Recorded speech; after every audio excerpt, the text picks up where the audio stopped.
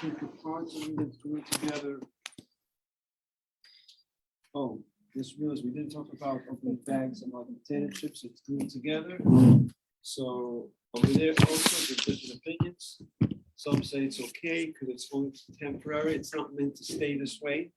So many opinions are lenient. And those who open up bags that are glued together, like a bag of potato chips, you can't say that they're doing something wrong. It's better to open before Shabbos because some say you shouldn't open it, but it's accepted those who do it because it's not made to stay glued forever. It's only temporary. On the other hand, it does stay glued for 24 hours. There's different opinions. How the 24-hour thing doesn't apply to sewing also. Some say only applies to knots. Okay. But in simple words, without going to the whole, in simple words, it's a good thing to open bags before Shabbos that are glued together. If not, it's accepted. It's okay if someone does it. Yes. I think somebody asked it yesterday, but I forgot. So about like opening like cans of soda. I know some people don't. Right. So a can of soda is not like a can of tuna because a can of soda, the material is very flimsy. Right. It's smashed in a second. So in there, if you make a hole on the bottom and then open it, okay, it's not the best way how people like to drink soda, but I'm saying then for sure it's okay.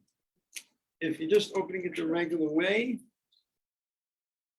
you're going to have different opinions. Some say it's not a problem because it's not meant. What is the issue of opening the can? Let's analyze. If I open up a can of soda, what is the problem? Anybody? Tikkun Keli, right? Okay? Yeah. Tikkun Keli. You're making a vessel. You're making an opening. You're making the vessel fit for use. I'm not sure if we emphasized this so much yesterday. What's the issue of opening a can of tuna? You're making a vessel out of it. But it's not meant to stay this way. You plan to throw it out. A can of soda, a can of soda, you make a vessel. Well, what are you going to do with that afterwards? You're going to save it and you're going to keep liquid in there? No. That's why it's accepted that it's acceptable. Those who open up cans of sodas on Shabbos, and you can't say it's transgressing because it's not. You're not really making a vessel because you don't plan to leave it this way. You don't plan to leave it to use this can of soda afterwards. The tuna we said was different. We discussed that because tuna is very hard, very strong, and it's an issue of destroying. We talked about demolishing. You're not allowed to demolish in Shabbos, so you're demolishing. So that's different.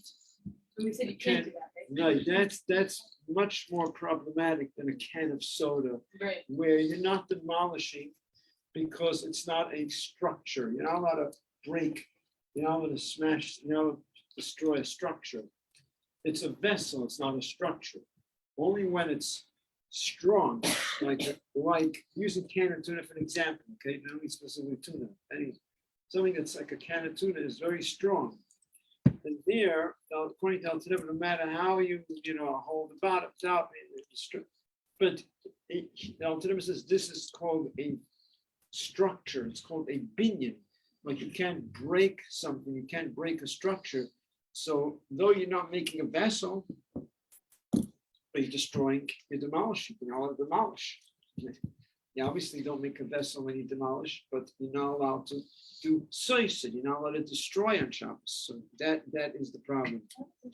Yeah. Are you allowed to open like a bottle of beer or a bottle of a glass? Like the top of it. You mean you just take off the cap? Yeah, there's no problem. Okay, it's not making Why? a vessel. Right? Why is that okay? Everyone understood the question, like a bottle of beer. There's the cover, the lid, whatever it's called, Yeah. the cover is stuck into it. It's like bent into it and it's holding strong. And you need to use a special, whatever it's called, a pry, whatever it's called, a pry opener, yeah, to click it, to get it open. Why is there no problem? Does everyone understand why there's no problem? Because the vessel was there till now. You're not making any hole. It was holding strong because the metal is bent in. The hole is there before. It's like opening up it's like a cork. Could you take out a cork from a bottle of wine on Shabbos? The cork, you gotta make up, it's a whole thing. It's a whole thing. It doesn't go so easy. It's a whole effort. But is anything wrong with it? No. Why?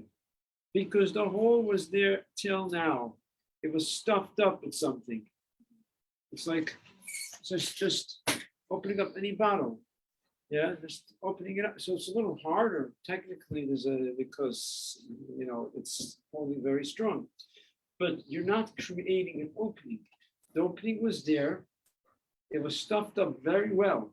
Good. Guy, stuffed up really good. Fine. So you need to use more effort to get it out. But you're not creating an opening. So it's important to understand what's going on. You're not creating an opening. Opening was there till now. So that's why there's no problem doing it on Shabbos. Now, the bottle of water, where when you turn it, it breaks off. You turn it and it breaks off a little bit, right? Or there's something around it. That is already more of an issue. But here again, you have different opinions. There's a lot of unclarity about this situation, about this halacha. Many opinions say you're not allowed. Some say you're allowed. There are those that claim that they were bringing in the early years when you used to have certain bottles, certain soda bottles that they would break off. And they claim that they saw that after turning it and it would break off. So many opinions say that there is no problem with it. Then some say, I might confuse you a little bit now, but I want to give you a little bit. What? In other words, I don't know, it's the old bottles. It's not. It would basically, yeah, exactly. It was something like that, right? You see? You want to see the Thank you. Everyone sees this? Look, see there's a lid over here around it. You see this? Yes. So now, when you turn it, you break it off. You're separating this from this. So there's different opinions. You can hear people telling you, not allowed to do it. So he's like, you're not allowed to do it. Yeah, there's different opinions. There's nothing clear. So it's not like there's certain things we learn over here, you're not allowed. And people say it's allowed, they don't know what they're talking about. This is different. There's different opinions. Some say you can't, some say again. Those that claim that they saw it, which they claim it seems to be correct, that they saw it that they're bringing. Not this, it wasn't this bottle, it was the old Cornell soda bottles. They never opened it and it broke off. Now, the others that want to say maybe it's only because it's plastic, but if it's metal, it's different. There's a lot of discussion about this. So there's no clarity about it. So you want to be strict, got to be strict. Some lenient, it's up to you. But it's also, we can justify it as just like the bag of chips. We're just breaking. Bag of chips is different. The issue is you're making a vessel. Because when you break it off, you're turning the cap into a vessel. Okay? You're turning the cap into a vessel. That's what some claim. The father actually told me that he holds when you break off the lid, because the cap, they're making the cap into a vessel. Until now, the cap was attached, now making it a vessel. Again, there's different opinions. A bag of potato chips is a different issue. The issue is, we had it yesterday, the sewing and tearing. It's glued together and it's different in it. It's not a vessel because the bag of potato chips is definitely not an issue of making a vessel because after you finish eating the bag of potato chips, you're not holding it to put anything inside. You're not going to be putting your pens in there and your markers and your phone in the oily bag of potato chips. No, it's going to the garbage. So it's not a vessel. The issue is gluing, ungluing, which is sewing, tearing. So it's a different argument. And over there, the leniency is it's not meant to be glued permanently. Originally, it was glued to be temporary. And according to Halacha, when it's glued on a temporary basis, it's not considered sewed together, and therefore you can tear it apart. Some are strict, so there's different opinions. Okay, we spoke about that. It's good to be strict. Open up band-aids before Shabbos, not open it on Shabbos.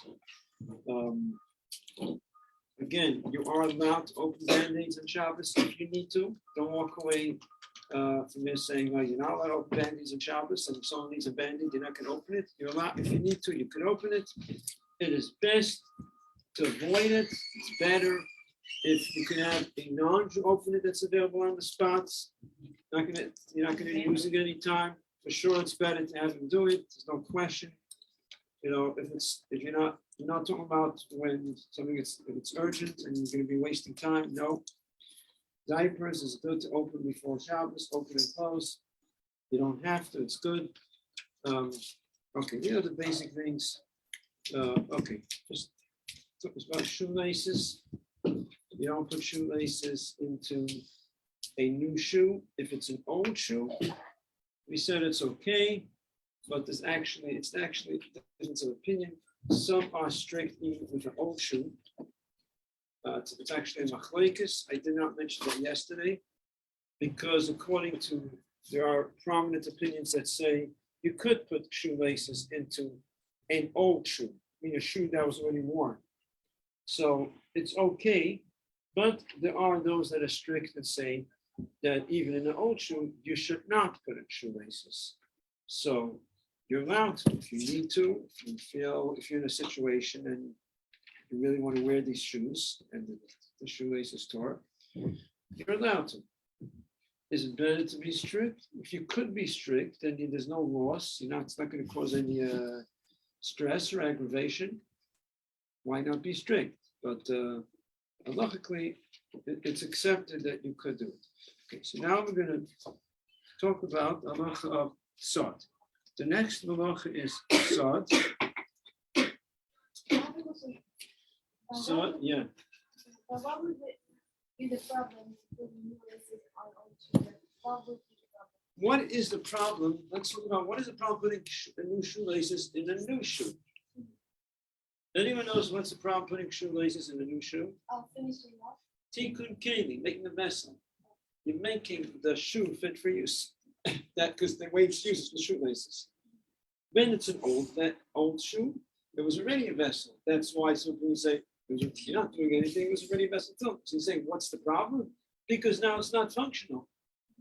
So they say now it's not a vessel. It can't be used anymore. It makes sense. Now you're making it fit for use. But some people said it wasn't ready a vessel. Just there's a technical issue. We need to adjust something. It's a different way how to view it. It could be also like the last thing, like making something, like the last finish. Like of a pot. Yeah, tikkun keli comes from that malacha. The malacha, the finishing touch. That's what tikkun keli comes from, making the vessels. It's the same thing. Okay, so we have a malacha called sod. Sod is one of the 39 malachas in the Mishkan. Is sod. Sod means trapping, hunting. You're not allowed to trap, hunt on Shabbos. Now, any malacha they're not allowed to do is because that's the way it was done in the Mishkan. In the Mishkan, they would do trapping. For the purpose of the building of the Mishkan, they needed to trap. What did they have to trap? They had to trap, they had to hunt. There's an animal called the tachash. It only existed during the times of the building of the Mishkan in the desert. It was a very beautiful animal, beautiful skin, and it doesn't exist anymore. And they would use that animal to use the skin for the covering of the Mishkan. So they have to trap it. So and also they would have to trap a fish. There's a special fish that they used. They had blue dye that was used to dye the wool that was also used for the covering of the Mishkan. We know what fish that is. Called the chilazim. No, we don't. Do we know what these days? We don't really know what it is. I'm not sure. Yeah. How did they get fish during the desert? Okay, so it's a good question, but Oh, that's so smart. there's even a better question, but also another good question, which is they actually needed to, one of the malachas of the Mishkan was they would sow, they would plant. So they were planting, seeding, plowing, because they needed to have these herbs and they would get the dye for the tapestries. So they were planting in the desert. Planting in the desert. Okay, you can't plant in the desert. So the Gemara says a miracle happened. They planted and it grew. So there's probably some miracle also that they got the chilazim. They went, maybe they traveled some, there was water, and I don't know exactly, but we see miracles happen with the building of the Mishkan.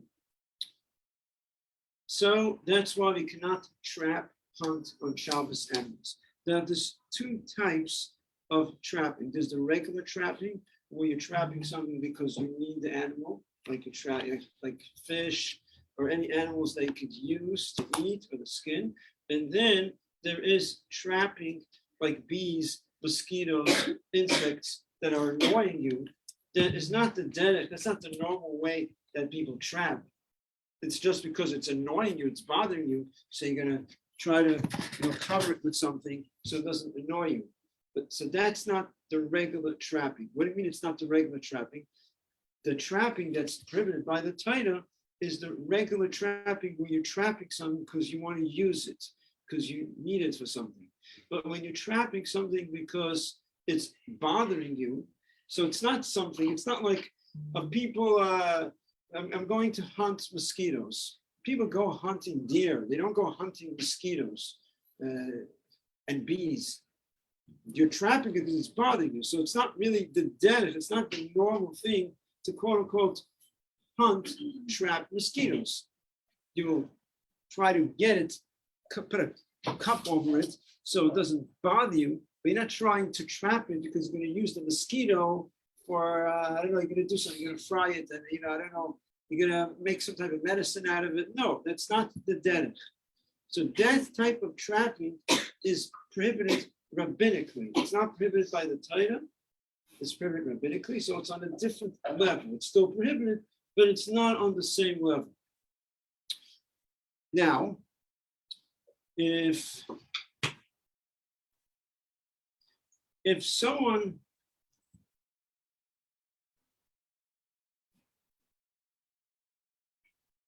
is being annoyed by mosquitoes, or actually be more accurate, if someone is afraid that the bee is going to sting him, so there is a leniency, there is different opinions about this, but there are opinions that are going to believe, they're going to say that you could trap the bee.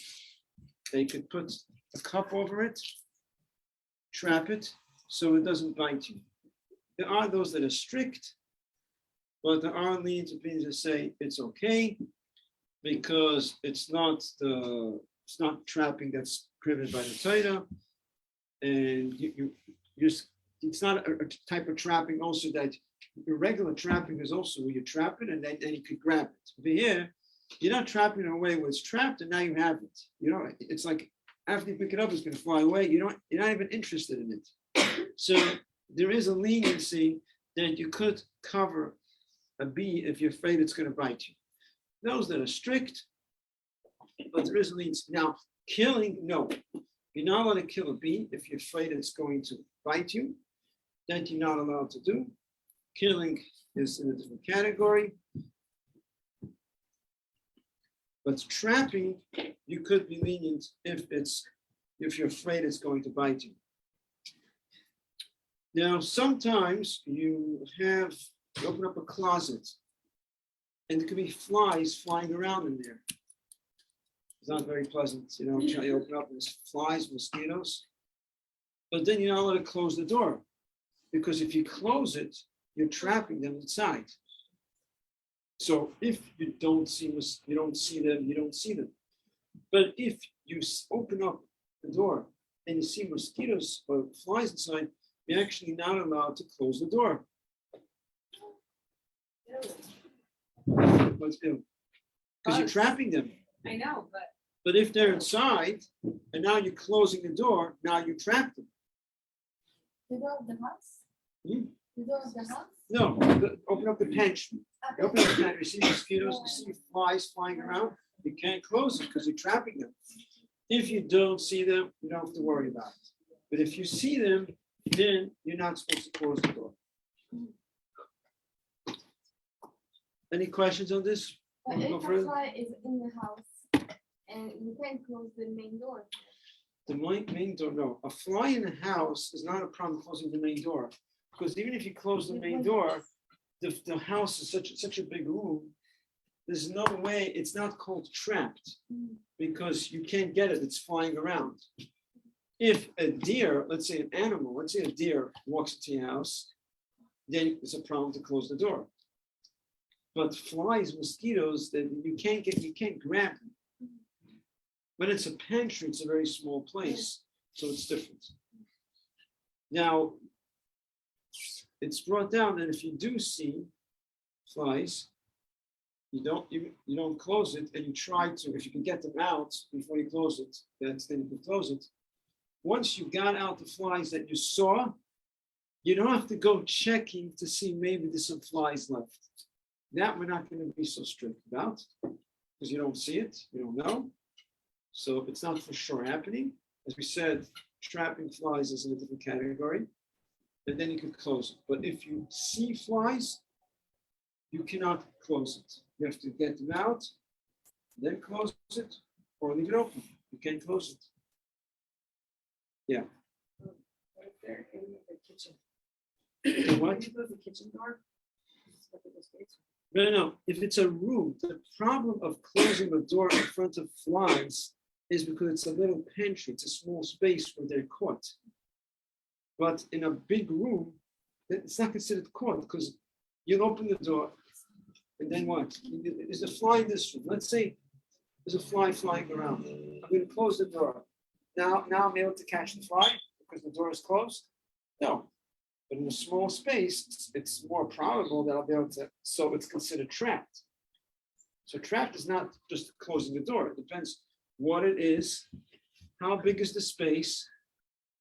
The definition of trapping is that if it's, when you close the door, now you got it. Now you just got to give one jump and you got it, as opposed to chasing it around. Whereas if you start to chase it around, then it's not called trapped. Same thing is also if you trap, let's say, a deer into this huge place, this huge big space, gated in, huge, and the deer comes in. Now you see you can't close the door. Space is huge. You don't have the deer. You're going to have to chase it around like you had to chase a tail now. So then it's not considered trapping. Yeah. What if, say, an animal like a raccoon or something gets in the house, right? And it could be dangerous. You don't know if it's carrying a disease or not. It's different. Something is dangerous and they bite. Yeah. So then it's dangerous. Then you do what you got. Then you get rid of it. I mean, for sure. You're not talking about closing the door. You're talking about getting it out. No, like if you have to like close it in like a small room or something until you can find a way Yes. to get it out. That if it could be Yes, dangerous. because it's a sakana, it's dangerous. Then you're allowed to trap it. Yes. What if somebody's allergic to bees? It would be very dangerous for them. Get stung. So step one is cover it. Trapping is better than killing. Trapping is not as severe because, like we said, the whole idea of trapping bees and flies is not prohibited by the Torah. Inherently, that type of trapping is not the trapping that the Torah discusses. The Torah discusses the trapping that you're interested in it. That's why trapping is easier, better than killing it. If there's no other option, if you have to judge a situation, it's a real danger. But there's another thing. Even if there's a danger involved, the one who has this issue could leave, doesn't have to be there. So we shouldn't take killing bees so easy. We could just kill it if it's Shabbos. We're talking about an infant, we're going to do it and tell the infant to leave the house. I'm saying, but if it's an adult that could pick himself up and leave, don't stay there. If you feel it's dangerous, you can go somewhere else. So to kill is only if it's mamish sakana, then you can kill it. Yeah. But again, many times you can avoid it by just covering it. There's other ways out of it. Yeah. Anyone else with a question? Okay, so now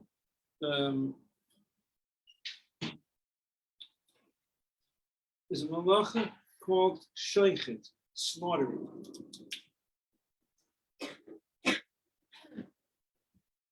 Shoichet, slaughtering. With the Mishkan, they had to do slaughtering. Why? Because they used this very colorful animal, the tachash. They used it for the covering of the Mishkan. They used the skin, so they would have to kill it first. They would shecht it. So the definition of shechting is removing the neshama, which in the Torah it says, Ki adon hu nefesh. The neshama lives by the blood. The blood is the soul. The blood is what makes you live. And therefore, causing bleeding is prohibited by the Torah. Causing bleeding is included in the malacha of shoichet, slaughtering. That's the malacha of causing bleeding. So you can't cause bleeding on Shabbos.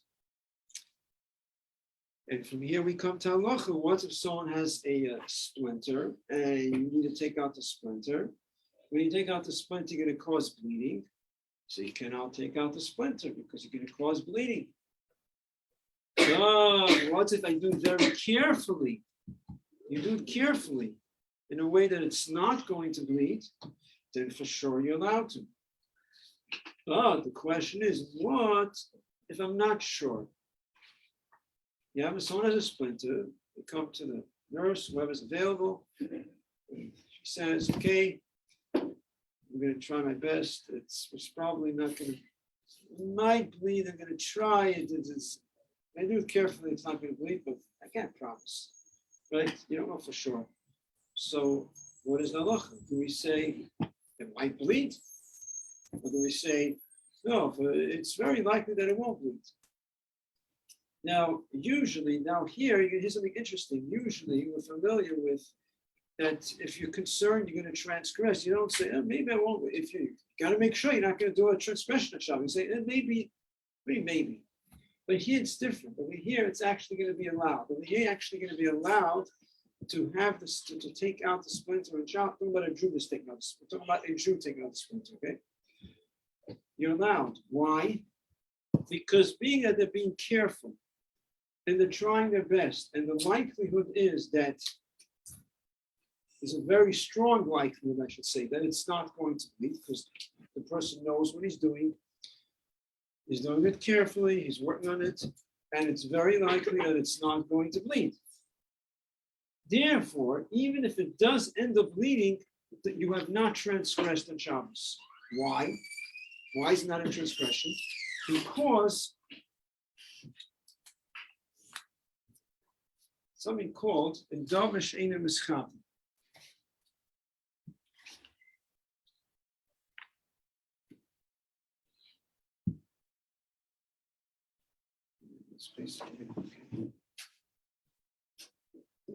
It's a combination of two things. Davar, something, she'eino mischaven.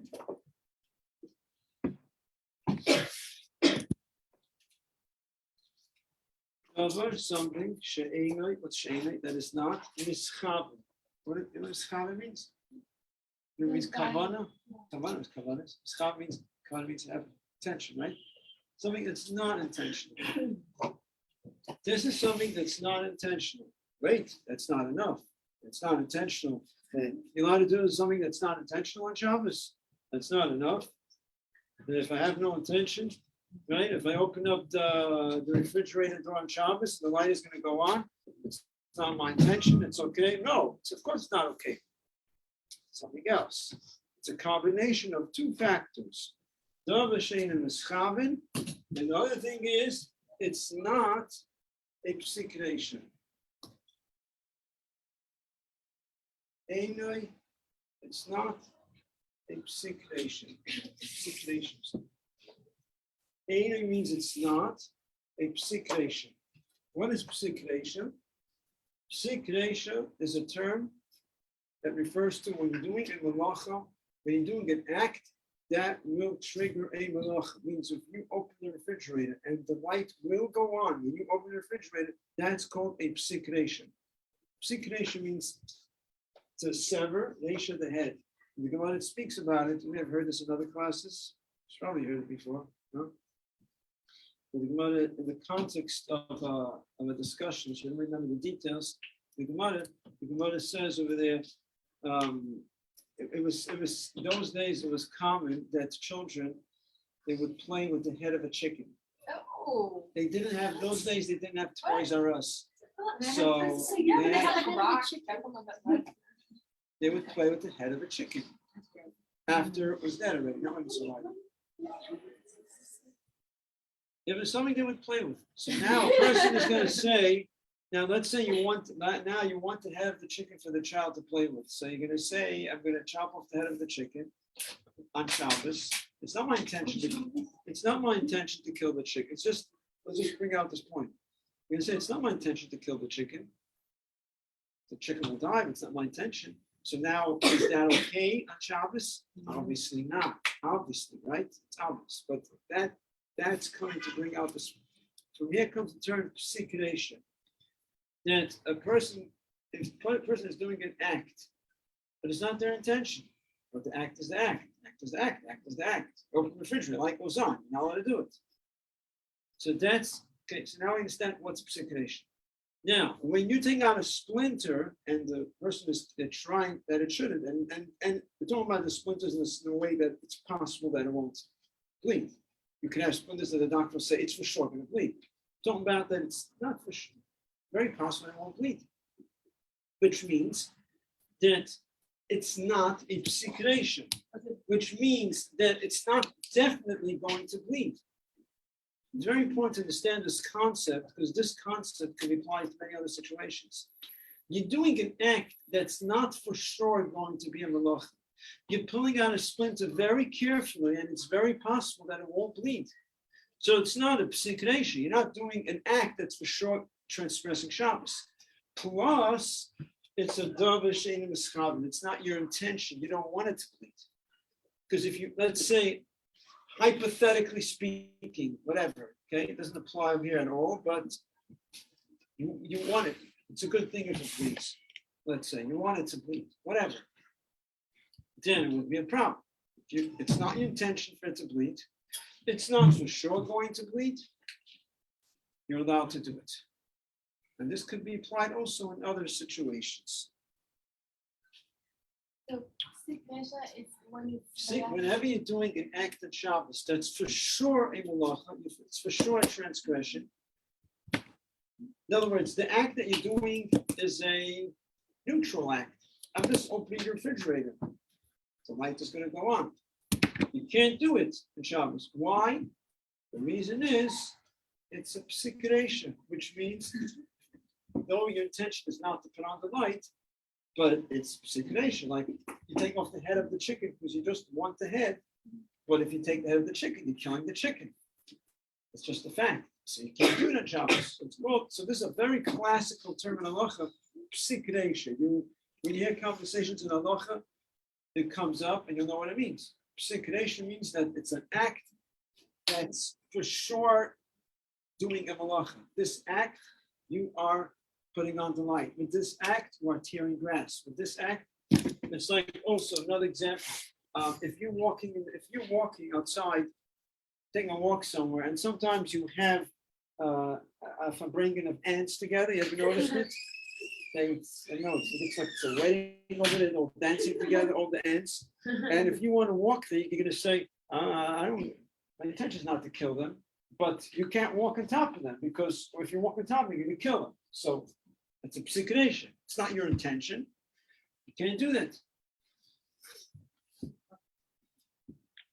On the other hand, you don't have to, when you walk on Shabbos, to walk like this to make sure you're not stepping on anything. Why not? Maybe you're going to step in an ant. It's not your intention. It's not a psikration. You don't know for sure. There's ants. So it's not that because you don't need to because we don't want to drive you crazy. No, it's not a problem. There's no issue over here because being that the intention is not to kill the ants and there's not for sure any ants over there. That's why it's okay. Okay, any questions? Okay, I'm going to start the next block. Because we only have a few minutes, I'm going to talk a little bit about Rosh Chodesh. I'm going to talk about Yom V'Yom. So, from what I understand, coming in, you did not daven yet. I was told that you have to finish in time, so I know you didn't daven. So, if you forget Yom V'Yom in davening, and you already finished the Amidah, let's start go in order. You forget Yom V'Yom and you keep on going. When you forget Yom V'Yom, what's the words following Yom V'Yom? It says Zena, Eineinu, V'Shul, Chatzim, V'Rachmim, Baruch Atah Hashem. And you remember as soon as you say the words Baruch Atah Hashem, right? Yom V'Yom is in the middle of the bracha of Ritzei. So if you forget Yom V'Yom, the words following Yom V'Yom is Zena, Eineinu. That comes after Yom V'Yom.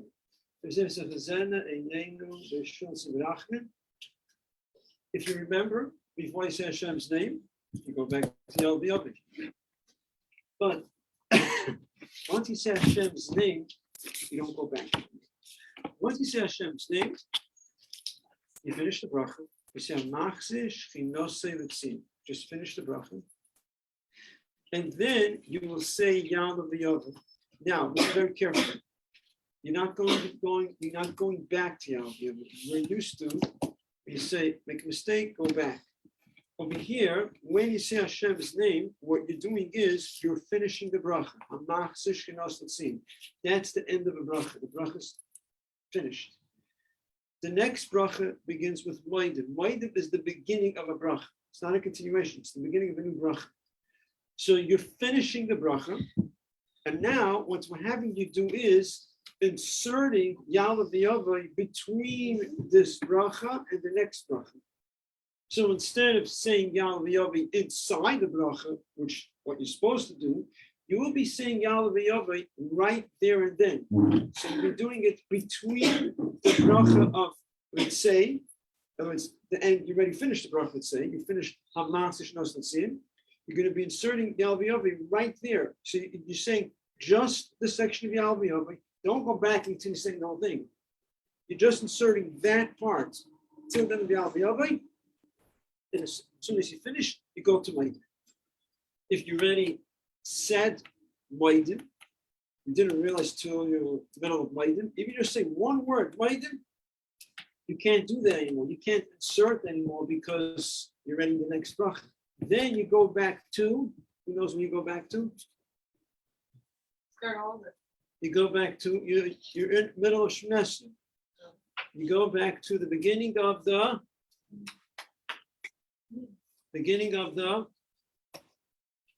bracha. You go back to the beginning of the bracha of Ritzei. There's no reason to go back to the beginning of the Amidah. You're in the middle of the Amidah. Whenever you're in the middle of the Amidah, you always go back to the beginning of the bracha. You don't go back to the beginning of Shemesah. There is a case in the beginning of Shemesah that's different. There's a reason for that. Right over here. If you remember that you forgot Yom V'Yom and you already started the bracha Moedim, so now you go back to the bracha of Ritzei. You don't go back to the beginning of Shemesah. You go back to the bracha that has Yom V'Yom in it. You can't just go back to Yom V'Yom. You can't go middle of something. You have to go back to the beginning of the bracha of Ritzei, and from there you take it straight forward.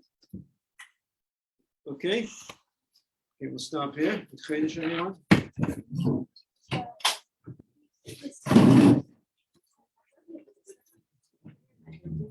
Wait, somehow, Yeah. can you say it one more time? If you forgot the Yom V'Yom before you said the bracha, then you just go back to Yom V'Yom. Before you say Hashem's name in this bracha, you just say Yom V'Yom. If you said the bracha, Going back. Not inserting, going back.